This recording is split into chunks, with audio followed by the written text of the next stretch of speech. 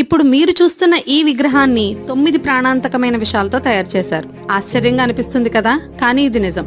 తమిళనాడులోని పళని మురుగన్ ఆలయంలోని ఈ విగ్రహాన్ని నవపాషాణం అంటే 9 రకాల విషాలతో తయారు చేశారు. ఈ విగ్రహాన్ని మన పురాణాల్లో ఉన్న 18 సిద్ధ సాధువుల్లో ఒకరైన బోగర్ సిద్ధ అనే సాధువు 9 రకాల విషాలను సరైన నిష్పత్తిలో కలిపి విగ్రహాన్ని రూపొందించటం వల్ల ఈ విగ్రహం ఎన్నో అద్భుతమైన ఔషధ గుణాలను కలిగి ఉంది. ఇక విగ్రహానికి అభిషేకం చేసే పాలలో ఎన్నో రోగాలను నయం చేయగలిగే శక్తి ఉంది.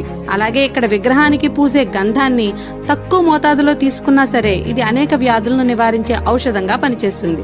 అలాగే ఈ ఆలయం ఒక గొప్ప శిల్పకళా అద్భుతం.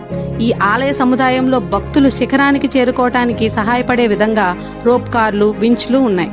ప్రపంచవ్యాప్తంగా వచ్చే లక్షలాది మంది భక్తులతో ఈ ఆలయం ఎప్పుడూ రద్దీగానే ఉంటుంది.